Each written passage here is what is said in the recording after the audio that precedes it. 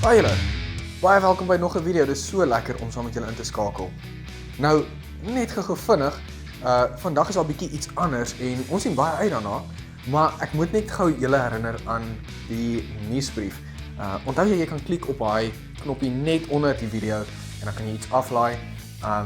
En ook die gitaar, onthou die gitaar. As jy daar klik, dan is daar 'n liedjie wat gaan speel. Maar ek gaan julle nie langer ophou nie. Kom ons beweeg aan en ons kyk wat is in vandag se video. Goeiemôre maatjies en welkom by nog 'n les wat ons gaan luister vandag van hierdie katekese. Dit is lekker om julle hier saam met ons te hê en ek glo en vertrou dat julle het 'n heerlike lang naweek gehad. Dit was mos nou net die afgelope lang naweek was dit Paasfees. En ek glo dat boonbehalwe al die lekker eiers wat julle voor gesoek het seker Paas-Sondag en al die lekker paasbolletjies wat julle geëet het saam met julle familie, het julle ook daarom tyd gekry om saam met julle familie daai Bybelstukkie te lees oor die kruisiging en die pad wat Jesus gestap het. Want dis tog allermins waaroor Paasnaweek mos gaan.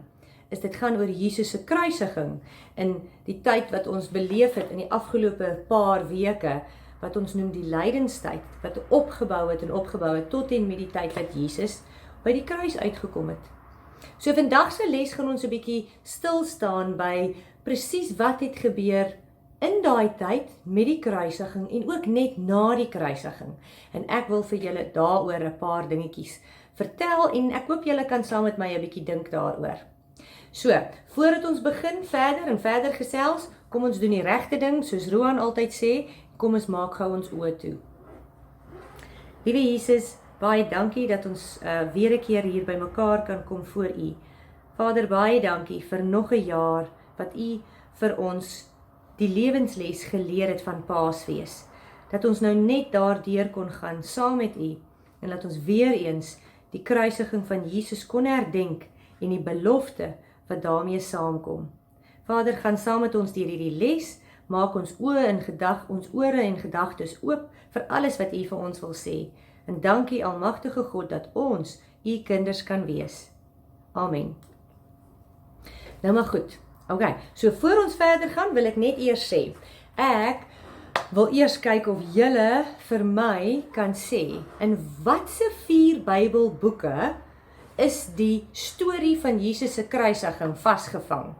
Daar's 4 Bybelboeke wat ons die heeltyd na verwys en dit het te doen met mans se name. Dis miskien 'n bietjie van 'n clue daar vir julle. So as julle 'n bietjie gaan dink oor daai mans name, wie is hulle? En as jy gaan kyk die storie van Jesus en sy kruisiging word vertel in al 4 daardie boeke. Min of meer dieselfde stories die hele tyd. Elke keer vertel hulle die storie vir jou, maar elke keer op 'n ander, net 'n klein bietjie van 'n ander manier, soos wat jy dieselfde storie sou vertel, 'n bietjie anders as jou maat en 'n bietjie anders as die maat langs aan hom. Okay, so ek gee jou gou so 10 sekondes, dink 'n bietjie daaroor.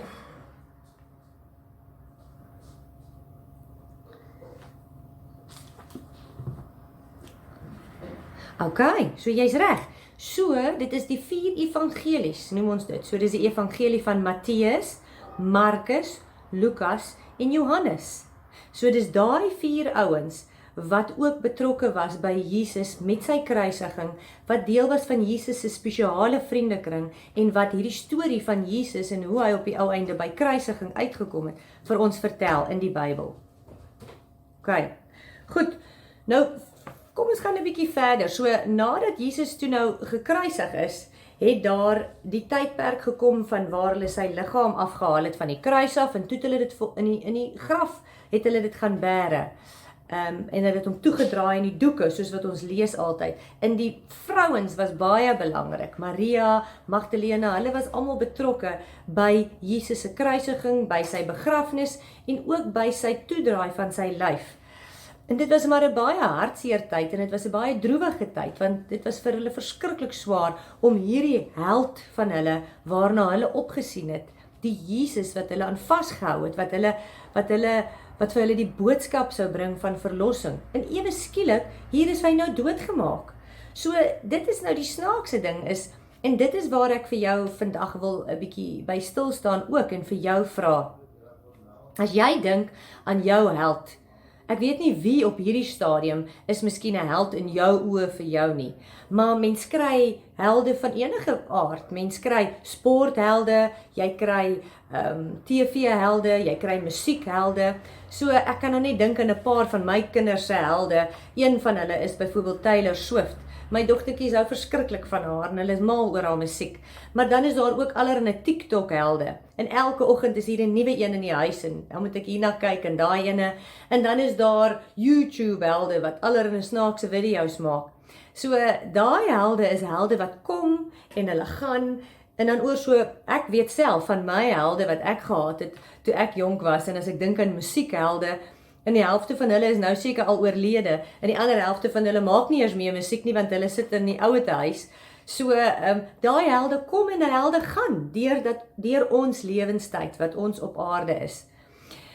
En ek dink, dit is die ander ding, mens dink aan 'n held as iemand wat sy voete sal nooit val nie. Hy het voete van klei, hy het voete wat gemaak is om altyd te staan en hy's altyd daar en hy's altyd in jou oë, hy die wonderlikste en die beste.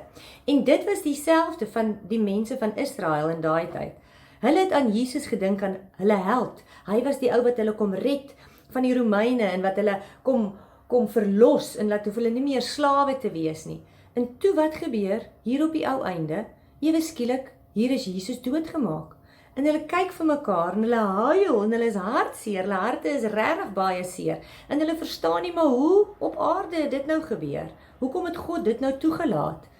En hulle kyk vir mekaar en hulle dink net, wat gaan nou aan?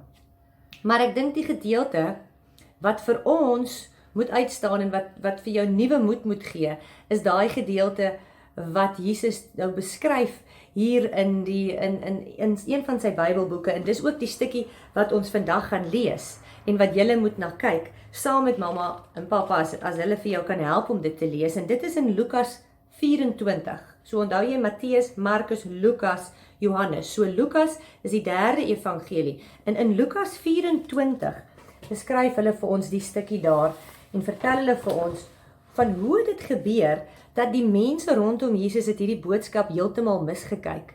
Want hulle het net gesien, hier word Jesus gekruisig, en die volgende oomblik het hulle nie geweet wat gaan nou aan nie.